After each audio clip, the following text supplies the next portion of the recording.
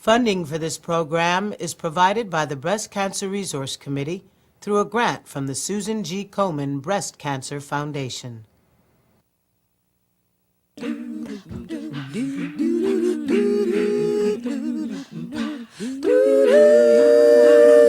Hello, I'm Nancy Wilson. There are probably few of us who have not been touched in one way or another by cancer. When it comes to breast cancer, many of us don't realize that 1 out of every 8 women will develop the disease. Although some women may be at higher risk due to a history of it in their families, if you are a woman, if you are tall or short, full-figured or thin, young or on the other side of 60, black or white, you can get breast cancer. However, according to the National Cancer Institute, although white women are diagnosed with breast cancer more often, African American women are dying at higher rates than any other ethnic group. Why? Well, experts say the main reason is late detection. This can be due to a number of factors, including fear, lack of access to health care, and even bias on the part of the medical profession. We now know that race does play a role in medical decisions. We're not certain about what the mechanism is, but there seems to be some subtle bias in the American healthcare system related to blacks not being treated the same as whites, even under the same socioeconomic status. In the next hour, you're going to meet people who are dedicated to seeing to it that African American women increase their chances of survival by getting screened and treated early. We will also introduce you to women who are breast cancer survivors. African American women who are 5, 7, 15, and 25 years survivors. Join us in a celebration of life, rising above breast cancer. Rise, sister, rise, wipe your weeping eyes. Rise, sister, rise, rise, rise, sister, rise, rise, rise, sister, rise, rise, rise, sister, rise, rise, sister, rise. Little Sally Walker. For generations, variations of this popular rhyme have provided powerful lessons for little black girls about the importance of group intervention during a playmate's pretend time of need. Glued together by the words they chant, the group creates a circle of friendship, providing support and encouragement until the center girl emerges successfully, like a phoenix out of the ashes. Ironically, for an alarming number of little girls turned women, the need for this kind of unconditional group support has taken on new meaning as make-believe has evolved into the growing reality of one of life's greatest challenges for women, breast cancer. Anybody can get breast cancer, mostly women, and people of all color, all ages, whether they have a family history of breast cancer or not.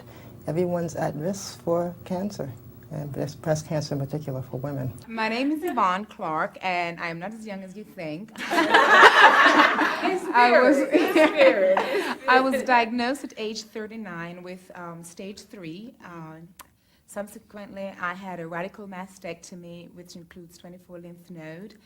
I'm therefore a 3-year survivor, and I'm really happy about that. I was 59 when I was diagnosed, and in August I'll be a 3-year survivor. Thankfully. I'm Vivian Omagbemi, and I had a mastectomy. I was diagnosed 9 years ago. So I am a 9-year survivor. I'm Geraldine Marshall. I was diagnosed at the age of 48, and that was 22 years and 3 days ago. I'm Sheila McGill. I was diagnosed at age 30. I had a lumpectomy, and I did 5 weeks of radiation. I did have nodes removed. I'm doing good. I'm a 3-year survivor. My name is Michelle. My diagnosis came at the age of 30. I'm just blessed to be here. I'll be a 6-year survivor in June. Thank you. My name is Brenda Sloan, and I was 51 years old when I was diagnosed. And it was August of 1994, and I had surgery in October of 94. Your best chance of survival is always early detection of the disease. If you're going to have breast cancer and you can be diagnosed at a very early stage, stage 1 preferably, you'll have a normal life and you'll live quite long. The problems that we do have are that many people, particularly African American, have been diagnosed later in life, in later stage.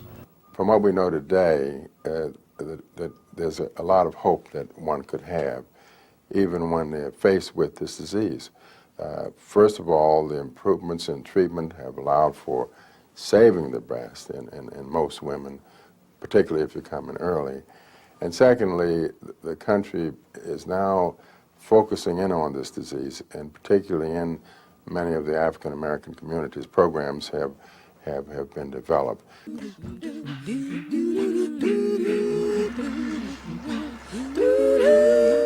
About 10 years ago, a study was done in rural East North Carolina to find out why so many African American women were being diagnosed in the later stages of breast cancer. As a result, the University of North Carolina launched the North Carolina Breast Cancer Screening Program. They went into the community and found older, trusted African American women who were considered natural helpers. These women were then trained as lay health advisors to conduct outreach efforts to encourage African American women to get regular mammograms. What they found were women in their 60s and 70s who had never, ever had a mammogram. Good morning. How are y'all today? Just fine. How can we help you? Well, she wants to get her very first mammogram. We looked at the typical program to raise awareness, and we realized that pamphlets, brochures, even public service announcements were not really reaching this group of women.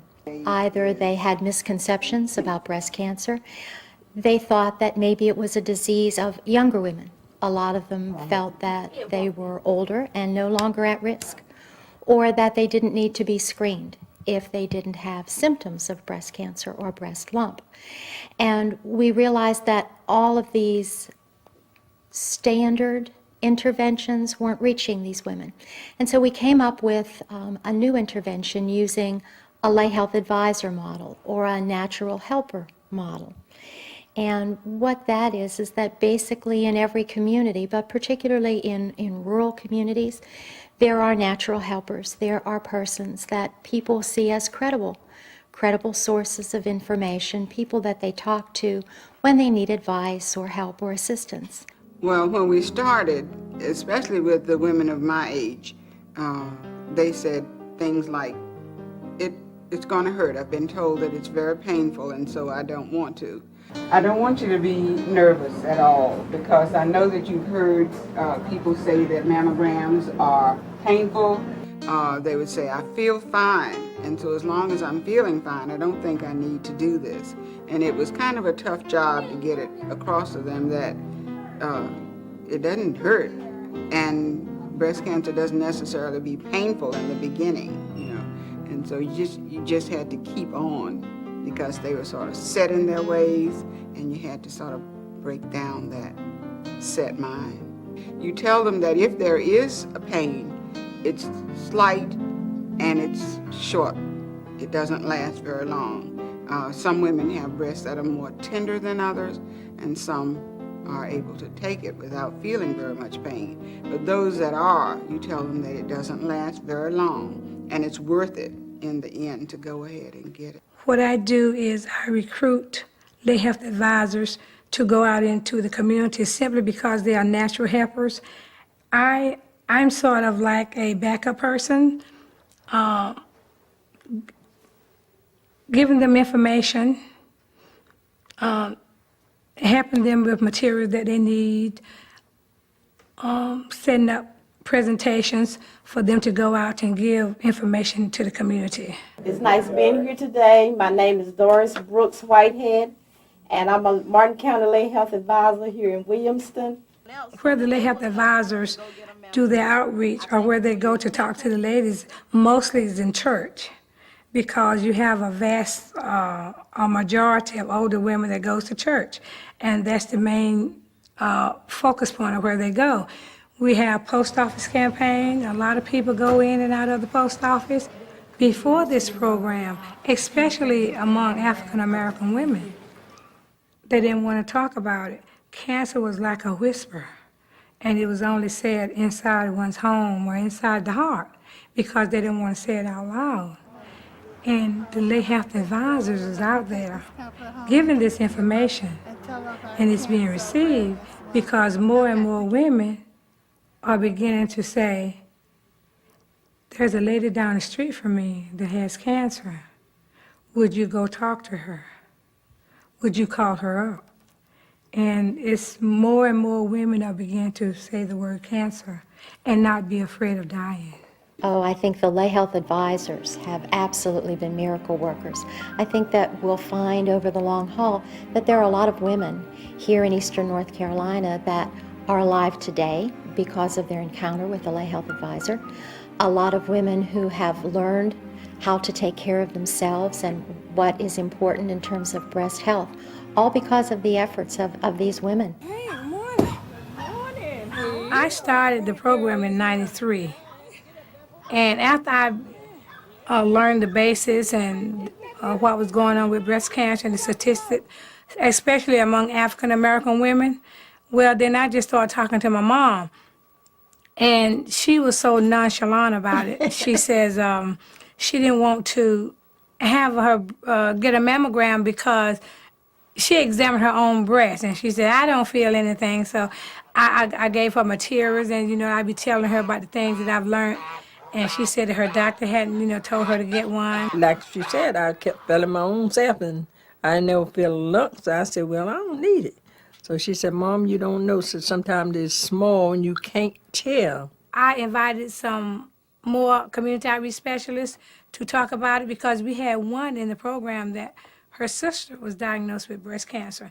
And it really sort of gave her a wake-up call. So she shared that story, and the person that worked with the support group Bernice McElrath, told them of her experience. And then she took off her blouse and showed everybody her scar. And that was great. I mean, her skin was just like her face. It was so smooth and so good. I said, well, I don't mind going, you know, and then too, I look at it this way. If you got one and this machine catches it in time, it's better for you. I was thinking it was bad, you know. But it was good. I mean, it's good for everybody to go before something like that take a place, and that you can't do nothing for it if you wait too late. But if they catch it in time, it's good for you. These lay health advisors have been successful in breaking the silence in East North Carolina, and their work has dramatically increased the number of African American women receiving mammograms, thereby increasing the number who are surviving breast cancer.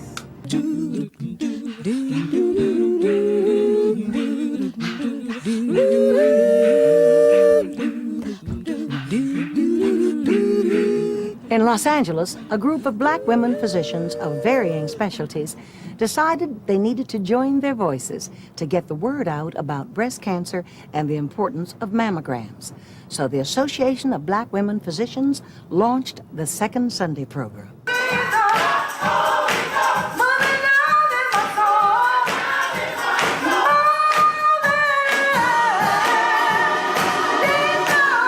My problem is at the clinic that I run at Martin Luther King, because it's a county facility, oftentimes my patients are, some of it is oftentimes denial. You know, they feel a lump, but they wait several months until the lump is even larger, then they finally come to the clinic. When I see them in the clinic, we obtain mammograms and some biopsies, but then we find that the disease is much further advanced. It may have spread to the bone marrow.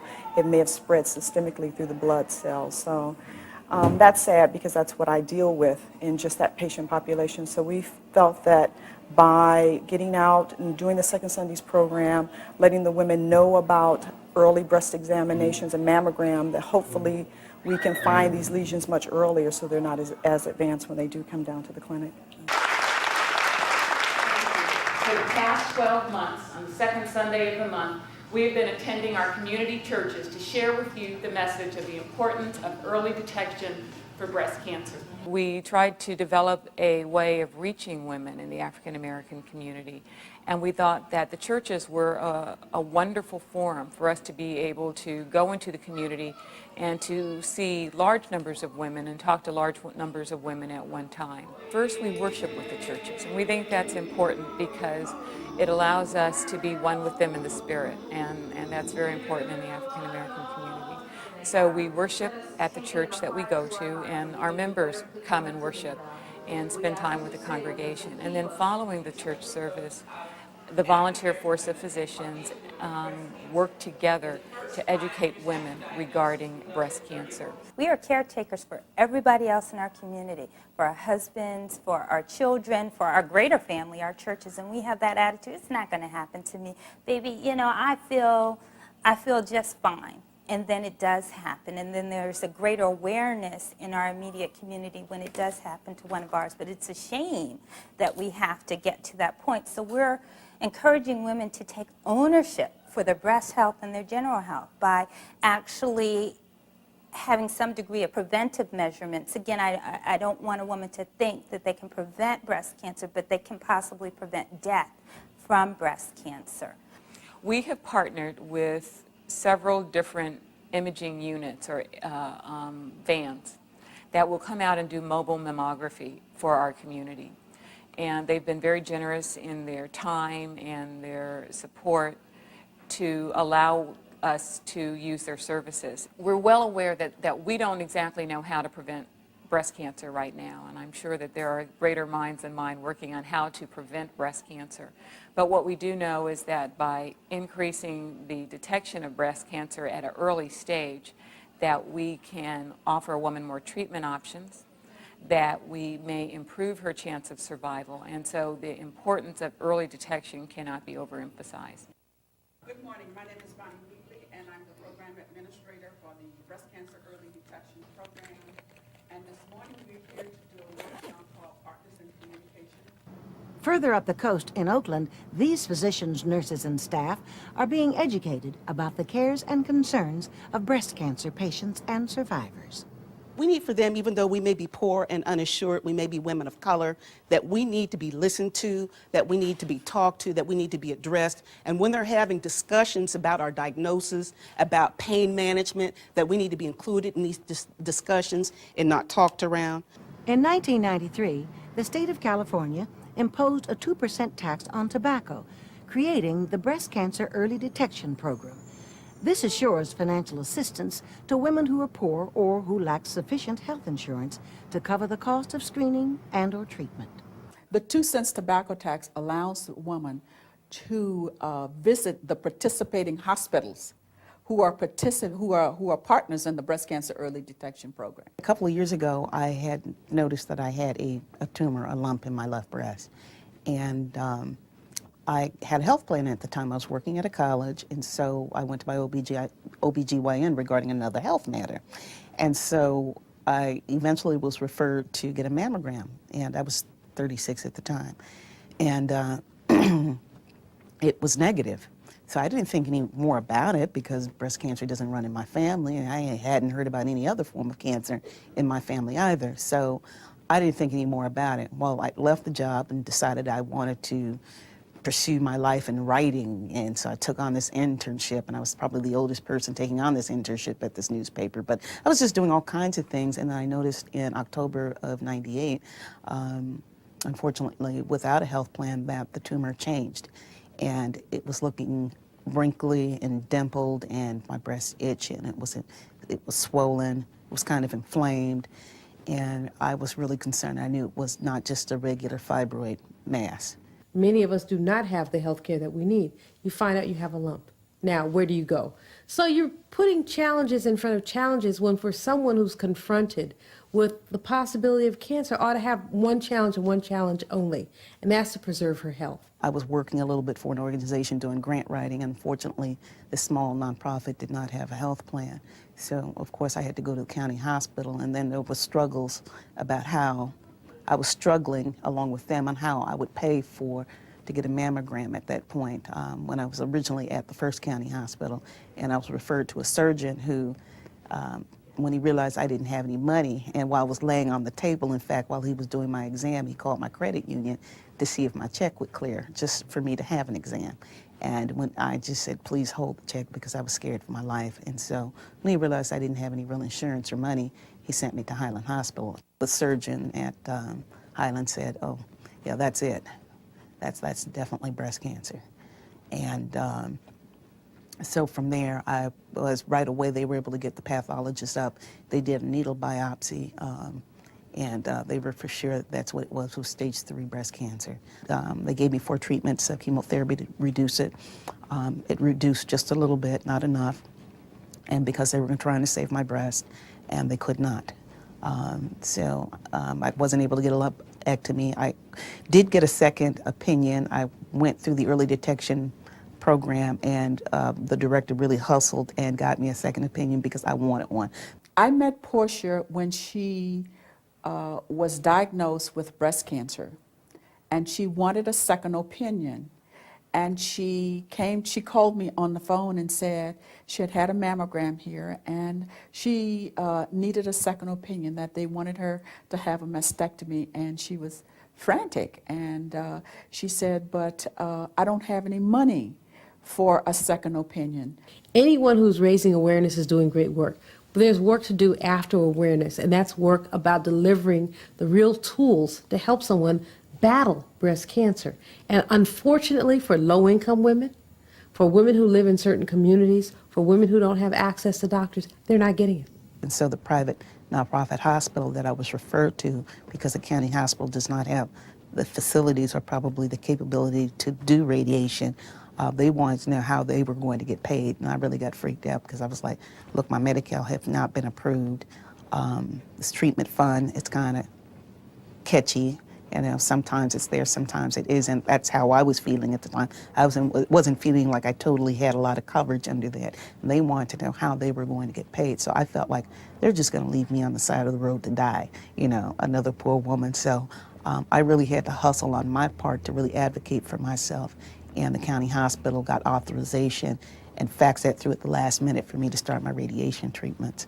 Because of the breast cancer early detection program, we provided Portia with all of the services that she needed when she was diagnosed, when she had an operation here at Highland Hospital, and through the treatment program, we were able to do all of this for her and provide her with transportation when she needed it. We spend 1/7 of our national gross domestic product on health care. 1/7. 1 out of every $7 in a multi-trillion-dollar economic system.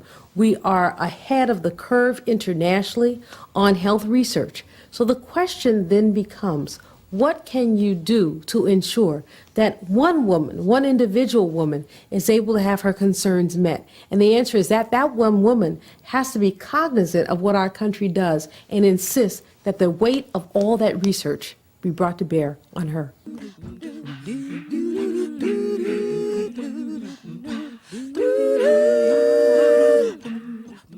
In New York City's Harlem, the mortality rate for breast cancer among African American women is among the highest in the city. Inadequate access to care and navigating through the complicated medical bureaucracy are cited as just some of the reasons for the high incidence. If you're poor and lack health insurance, and add to that the belief that cancer means an automatic death sentence, you're probably not going to seek medical attention. In the early study from Harlem Hospital, which was published about 10 years ago, we looked at 706 women who came into Harlem Hospital with breast cancer over a 22-year period, and half of them were incurable when they walked into the door of the hospital, and only 30% were alive at the end of 5 years. By contrast, in the recent decade, much improvement has been made. And the improvement has been made for 2 major reasons. Number one, we provided free screening services for women in this community through the Breast Examination Center of Harlem. We soon found that we were having women coming in who had the screening but did not have medical insurance. Half of the women, in fact, that we screened did not have medical insurance. So we had to add another factor to make sure that the women, after the finding that was suspicious, such as a mammogram or physical finding, breast examination, were able to get rapidly through the system. And we call that patient navigation. How was your mother? She's fine. She's doing She's good? in Jamaica right now. And my role as a patient navigator is to see that all the patients that come into the Cancer Screening Center have no obstacles from the point of diagnosis to treatment. I'm there to make sure that any financial problems that they may have is taken care of so that it won't be a problem if they have to go further for treatment.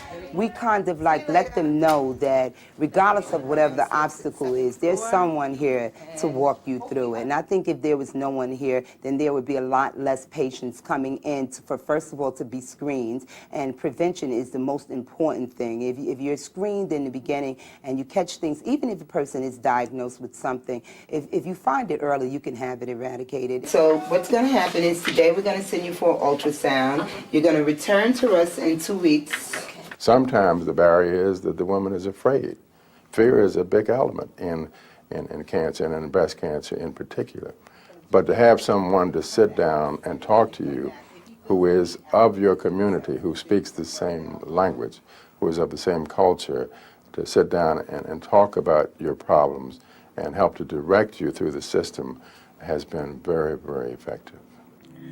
I didn't want to think it was cancer because I didn't really aware of cancer that much. I know they have cancer, but I didn't know that I would, because I think I'm so young, I didn't know I would get it. So that's the reason why I didn't take anything about it. But after I see it started to get, suspicious, I said, well. And then it kept bothering me. And my husband said, and I let him feel it, and then he said it felt like, I don't know if you're aware of grape nut, like a lot of nuts. And he said, he's scared to touch it. So that's when I came here, and that was it. We do a lot of emotional support. Some of our patients are really stressed out once they find out that there could possibly be something wrong. It doesn't even have to be wrong, but just the idea of having a patient come back in to repeat a mammogram or as such, they get really emotional, because everyone is really afraid of the word cancer. Well, when I get the mammogram done, I was asking the lady who did it if I have cancer, because she kept doing it, the left breast, over and over. And she said she don't know. She's not the doctor. So when she finished, I said, she said, you could put your clothes on. I was leaving, and she said, I think you should see the doctor. After she said that to me, I said, well, why should I see the doctor? She said, you should. I think you should. So when I went in to see the doctor, she said, she asked me, how are you? And I said, I'm fine. And I kept asking, do I have cancer? And she said, how are you? And I said, I'm very fine. Could you tell me if I have cancer? And she just nodded her head. That was then. And then, I cried all over the floor. And then, she cried with me. And she said, it's going to be okay. She's going to help me. They will help me here. And I said, I'm going to die. She said, no, you're not going to die. We're going to try our best to save your life. Well, I really think that would be a tragedy if the patient navigation program didn't exist, because we're more of a personal touch, like a liaison between the medical staff and the patient themselves. At the time, I didn't have insurance, and I didn't save, so they helped me by paying for the surgery, paying for the medication, and talk to me, become my family. I have my family, but they became my family by helping me with every step of the way, my children, my husband, and myself. There's no doubt in my mind from my own experience over the last 30 years in treating women with breast cancer in Harlem, when you take the time to reach out and communicate to these women in their own language and their own cultural ways of communicating and bring them into a situation where they feel comfortable and through which they know there will be no barriers for them getting all the way to treatment, that these women are just as likely to be examined as any other women that I've ever faced in other parts of the country. I've been a cancer survivor. In fact, yesterday was my 10th year, which I'm very, very happy about. From my own personal experience, I had been screened every year. Then one morning I woke up and, well, no, not one morning. Because it was going on several days, I've been having a lot of pain in my breast. And what happened was I called my doctor. At that time, you can call your doctor in the middle of the night and all that, because this was like 10 years ago. And I called him. He said, well, Dolores coming up to the office. I'll meet you up there around 7 o'clock. This was around 5 o'clock. I called. That's how much pain I was in. And I met him at his office. And he looked at me and he says, you have cancer. Just like that. He said, we have to get you into the hospital immediately. So what I'm saying to you is you can be screened. You can feel, but you got to follow up. You must be very, very careful. When we pulled my records from all my previous screening, what they said was they saw something, but they said they would follow up next year. So you really have to, are you sure you don't see anything? Are you sure that everything is okay? Even if you see just a little teeny thing, make them do another follow-up.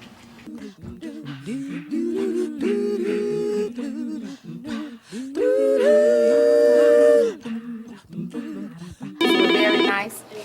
Desi? I don't know if any definitive research exists, but I can assure you that if you want to know where to go on Saturday mornings and have a captive audience of black women, go to beauty parlors. Looking good has always been a priority in the African-American culture, and the beauty salon is the place to go to be washed, cut, curled, and styled. In Chicago, it's also become a place for getting out the message to stay beautiful, stay alive. We all like to look beautiful, we know that. But we wanted us to also keep in mind that it's not just about the outside beauty. We needed to take care of ourselves so we can stay alive. That was the idea behind it. We were surprised to know that the beauty salon owners themselves needed this kind of information. They were actually looking for someone to knock on their doors because they've been losing their clients, their own family members and friends to cancer. Did you have any questions about anything? First of all, we have to let them understand that people are surviving cancer. You see, I think we have a notion in the African American population that it's almost like AIDS in some instances. Many people just feel like it's cancer, I'm going to die. But then we have some beautiful women out there, energetic women, doing some fantastic work out there, black women all over actually. And the point is, we have to show our women that other women are surviving, and so the key is for them to take charge of their bodies. My name is Martha Haley. I was diagnosed with breast cancer in 1996. I was 36 years old. While taking a shower, I've always practiced breast self-exam. I discovered a lump. I didn't think too much of it because I don't have a family history. I didn't fit the risk factors that I had read about. I mean, I knew a little bit about breast cancer, but I just didn't fit the criteria. So I waited another month, and I went and I saw my primary doctor, who recommended for me to have a mammogram. The same day that I had my mammogram, my surgeon came in to the room and asked if he could do a biopsy, and of course I was, why? Why do you want to do a biopsy? I mean, there's nothing wrong, why? He said, well, there is something there and I want to do a biopsy. Never thinking that it would be cancer, so my sister went with me, took off, went to the hospital, had the surgery where they removed the lump. And when I went down to recovery, I saw my sister's face. And I knew it was bad because her face was, she was frightened. She was scared and she wanted to cry, but she didn't. And I said, what's wrong? And she just shook her head like this. And my doctor came in and he told me that I had breast cancer. I was scheduled April 1st. I had my breast removed. And the same day my breast was removed, the surgeon wanted to put a portacath in for chemo. And I said, well, you said I wouldn't have to have chemo. He said, well, I spoke with the oncologist, and it would be better to go ahead and do this port so we can have you ready for chemo. I said, well, no, I'm not going to let you do it. So he didn't. He understood my, he said he didn't. And of course, after the path report came back, that I had no involvement, the oncologist came into my room and told me, you're going to have chemo. I accepted that and said, okay, this is what I have to do. Although they told me, they prepared me and said, you're going to lose your hair, you just never prepared for that. You're going to do this. And when I lost my hair, I started crying in my room. And my daughter came in there, and she saw on my pillow there was hair and like a bald spot in my head, a patch of hair that was gone. And, all the time when I had cancer, I never really thought that this disease was getting me. But when I looked in the mirror and I saw I had no hair on my head, my eyelashes was gone, and I looked like a cancer patient then. I never thought I was, even when I was sitting there going through chemo, when I lost my breast, I never thought I was a cancer patient. I never even imagined it. And when I was sitting there, and I looked in the mirror and I saw my head and my face, what the drug, what chemo done to me, I knew I'm a cancer patient. I'm a cancer patient, but I just tried to be brave. See, you got to show off. I would do it again because if I were to experience a recurrence right now, and they told me, Martha, you're going to go through chemo again, I will do it again because I want to live again. I want to continue to live for as long as the good Lord allow me. I want to see my daughter get married. I want to be a grandmother one day. So I would do it again. And I would do it again. By faith is what got me here, and by faith it get me through the second time. Dear Heavenly Father, we want you to bless us through our class tonight. My name is Suzanne Waddy. I'm an ordained deacon in the Baptist Church, currently a member of Second Baptist Church in Evanston, Illinois. I had had lumps before because I have fibrocystic disease. So I usually wait a few weeks to see if they're going to go away or if they're going to change. And if they change, then I know that they're part of the fibrocystic disease. When the surgeon first told me that it was malignant, one of the first things he said, but you're going to be okay. And my response to him was, yes, I know that. So let's talk about what we're going to do. So far, it's been good. I have a mammogram every 6 months to a year. There have been some calcifications seen in the left breast, but that nothing has changed, and they have remained stable, and it doesn't look like they're malignant or anything, or there's any malignancy. It's a frightening thing to have happen to you, but that doesn't mean life is over, and that doesn't mean you need to stop and not get any treatment because you have cancer. That does not mean you're going to die. It's not a death sentence. So I try and encourage people through the support group, through my church, and through friends. I've met a lot of people and just been as encouraging as I possibly can during their times. Fear is a natural response when you hear that you might have breast cancer. But I personally think you should use fear not to paralyze you, but to mobilize you. I represent the National Black Leadership Initiative on Cancer, and we have concerns regarding cancer in the African American population. We are calling upon the black community to take an initiative on cancer, and we're saying it's up to us to take charge of our own health. We cannot just put our health in the hands of other people and say, you should know what's wrong with me, especially when we have the biases going on. We cannot leave our health into the hands of people who don't even know us. It's actually suicidal.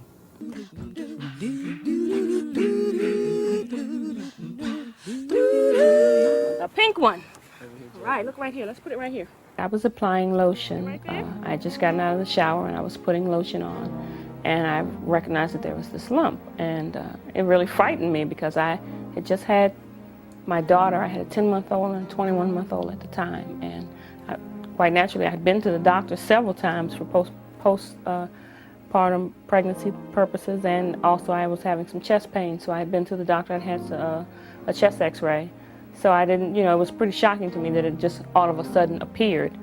And that was the initial way that I found out. And then that day I went and spoke with my doctor, and he had me go see a surgeon. I had a biopsy on Friday, which is my first time ever having any type of surgery, so I was petrified. And I had to wait until Tuesday to find out what the result was. He called me to tell me that I had stage 3 infiltrating ductal carcinoma, which I had no clue what he was talking about. I had never heard the word carcinoma because unless something happens to you, sometimes you're very ignorant to it. So I had never even heard the word, and then he had to break it down to me and tell me that that meant that I did in fact have breast cancer. After my surgery and when I had healed, I had to go through 6 months of chemotherapy. When my chemotherapy was over, I had a break at Christmas, and then I had to do radiation, which was 6 weeks every day, going up to Howard University Hospital for 6 weeks to get this treatment. I think I would like women to know that it's not a death sentence. Sure, it's scary. Don't let me make you think that it's not a scary thing. It frightens you to death. But once you've gotten to the point where you realize that you can survive, once you've talked to women that have survived all over the country, you recognize that you stop sweating the small stuff. You start enjoying the springtime. You like to walk in the rain. You don't worry about the fact that it's going to rain. You just want to walk in it. You're grateful for spring, summer, fall, winter. You're just glad to be alive. And a lot of times people that have not walked a mile in your shoes or gone through anything similar to that, they don't understand your joy. They don't understand how you can be so happy just being. Being able to be home with my girls is one of the biggest blessings I've ever received. My girls, they're my blessings, especially that last little one. She's my miracle. So I just tell them, don't sweat the small stuff. Learn how to be happy. Try not to argue. Try not to fuss. Just try to be happy about life. Life can be so short. You never know when it's going to be your time. Rise, Sally, rise. Wipe your weeping eyes. Put your hands on your hips and let your backbone slip. Oh, shake it to the east. Oh, shake it to the west. Oh, shake it to the one that you love the best. Out of the popular rhyme, Little Sally Walker, emerged the theme of the Rise Sister Rise support group in Washington, D.C. It was founded 8 years ago to embrace the cultural sensitivities and needs unique to black women. It was so amazing at how needy I was, and the pain just kind of poured out. And here I had the sisters who understood just what I was feeling without even having to say too many words, and just surrounding you. And so from then on, I realized how important it is to talk about this whole thing, and to really get that pain, because it is a pain, anger, all the feelings that you can have. It's a real loss, too. And you need to talk with people that can identify with that. And this whole spiritual base was real important to me also. I was invited to speak at a function that was sponsored by Senator Feinstein on Capitol Hill about surviving breast cancer. And I think if I was not involved with Rise Sister Rise, I would not have had that connection, I would not have had that link, and possibly would not have taken that step. And Rise Sister Rise has encouraged me to stand up to my job, to know that I don't have to put my job first, me first. And even though I just went around the world in a whirlwind, I'm back and I'm taking care of myself. When I called and I talked to Carolyn on that telephone, I was like, ooh, I met someone that's like me, that understands what I'm going through. And when I walked through that door, I was like, wow, I finally found the circle that I needed. I'm Carolyn Brown Davis, and I'm a facilitator for the group, as you know. I was diagnosed in April of '93 at the age of 46. Not only am I a facilitator and creator of the curriculum, but I was a member of the first Rise Sister Rise group. We never wanted a pity party. We wanted to give women tools that they could use to move on, to get back with their life, to get back with their families. I remember thinking this is somewhat unusual because my family had a history of heart attacks and strokes and those kinds of things. And I thought that the diet and the exercise and all of the kinds of things that I'd been doing all of my life would prevent me from having some disease. And here I had been diagnosed with breast cancer. And at the time, there wasn't very much literature that suggested that African American women could even get breast cancer. You saw pictures only, for the most part, only of white women. And I remember receiving literature from a major institution saying that European Americans were more prone to get breast cancer than African American women. My husband and I had been married for less than 2 years when I was diagnosed. So we were still considered newlyweds. And it was my first marriage. I had married late. I certainly had not planned to have this major illness right there in the beginning years of our marriage. And quite frankly, as with any new marriage, I didn't really know how this person was going to react. I think that in many ways it solidified our marriage because I saw the kind of person that I had married. I had a lumpectomy with 6 weeks of radiation and then 5 years of tamoxifen because there were no lymph nodes involved, the liver was clear, everything was fine, at the time. This past fall, I was challenged again, and so I've spent the last 2 seasons in treatment. I go to Howard University Cancer Center. I'm taking chemotherapy every 3 weeks, and I'll be finished the middle of June with this treatment. And then after that, we'll redo the screens and just see how much the tumor has been reduced. My name is Nadine James, and I was diagnosed with breast cancer at the age of 40. So I am definitely celebrating the millennium. And I was sitting on the couch, and the family dog, who's an active one, ran into the family room, jumped up on the couch beside me, and when she did, she bumped my breast, and it hurt. And I remember just, a natural reaction, putting my hand on my breast, and I felt a lump. So there was about 2 seconds of just, concern. I was like, ooh, I hadn't felt that before. So I immediately got up, called my family physician. It just so happened it was still, his office was still open. And he said, well, let's just make an appointment. Let's not panic. Come on in. So the next day I went in. He examined me. And he could just, I could tell by the look on his face that he was concerned. He said, well, what we're going to need to do is obviously have a surgeon examine you. And the surgeon will probably want to do a biopsy. And at the same time, because I could just tell that he was a little bit more concerned than that it was just something that was going to be something rather serious. He said, well, let's also do plan on doing a mammogram. Once the diagnosis was definitely cancer, and the lab test came back, I had what they call lymph node involvement, quite a bit of lymph node involvement, which meant that my treatment was going to have to be rather aggressive. And my oncologist decided that I would do a regular course of chemotherapy. And in addition to that, after that was completed, that I would do what's called a bone marrow transplant or can be called a stem cell rescue. I can remember when I was at Hopkins, and obviously taking a shower was part of my daily routine.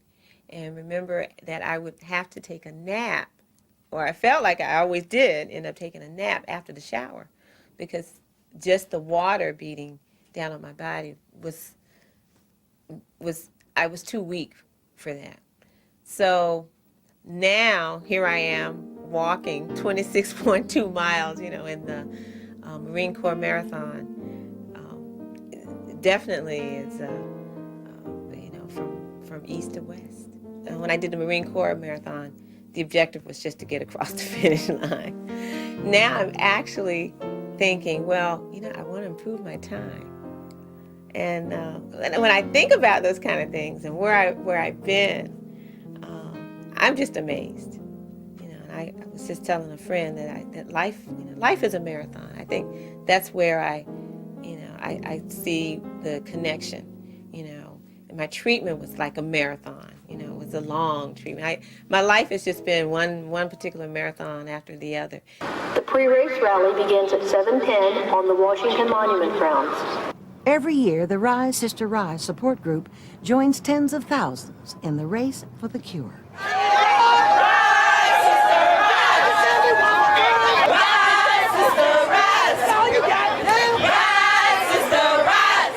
My father died when I was 9, and my mom raised me as a single parent until I went away to college, and she did a fine job, I think, and she really was my best friend, which made her illness that much more difficult for me, because as an only child, I really felt as though my safety net was coming undone when my mother, because she was such a strong woman.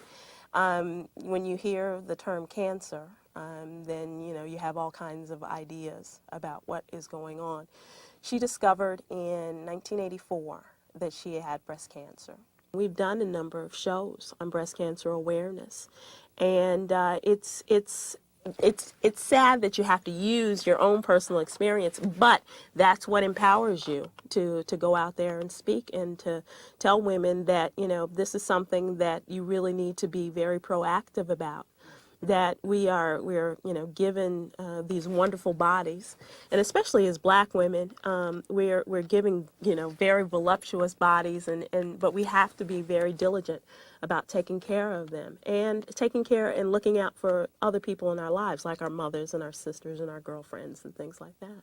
I think that anyone diagnosed with breast cancer, African American women in particular, should always be very much aware that it's not a death sentence, that there is hope in the medicines, the treatments, because times have changed, even access has improved drastically.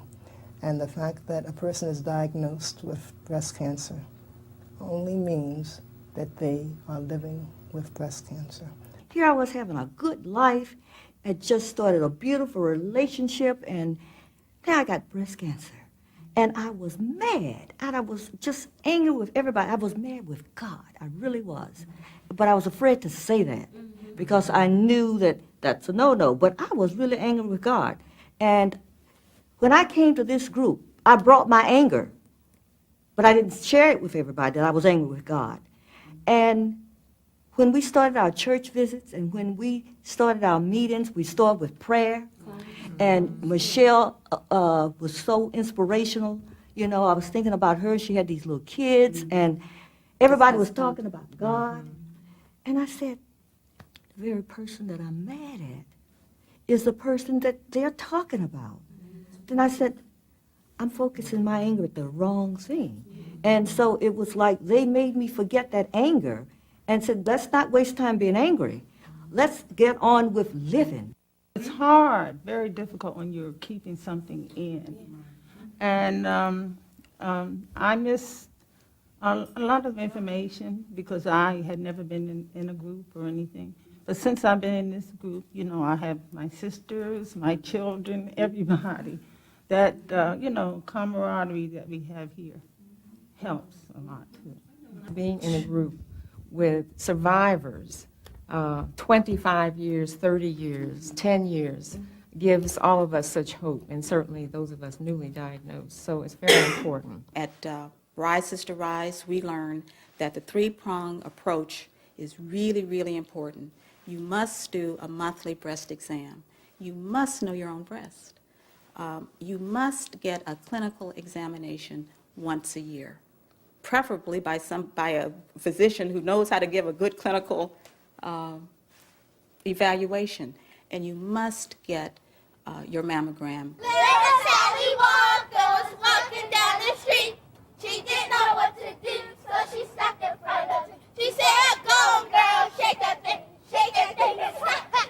Go on, girl, shake that thing, shake that thing and stop." The variations of the Little Sally Walker rhyme may change over time, but the message remains the same. The group dynamic is a powerful tool in the fight for survival. And as far as surviving breast cancer, it could be a group of lay health advisors traveling the country roads of North Carolina, nurses visiting beauty parlors in Chicago, women physicians in Los Angeles traveling the freeways with breast cancer screening vans, patient navigators guiding women of Harlem through the medical maze, or the circle of comforting support that survivors can provide for each other. The goal that binds each of these groups is getting the message out that regular examinations, early detection, and decisive action to take care and take charge of one's own breast health is crucial to our survival. This is a message that we must share with our grandmothers and our mothers, our sisters, aunts, and our daughters. Black women have always had a tradition of taking care of others. When it comes to breast health, it's time for us to take better care of ourselves. I'm Nancy Wilson.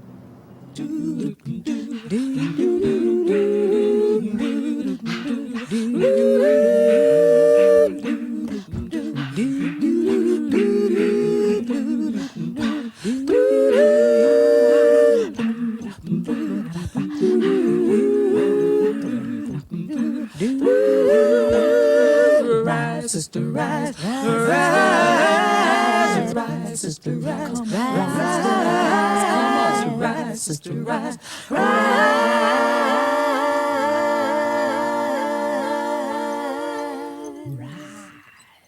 For more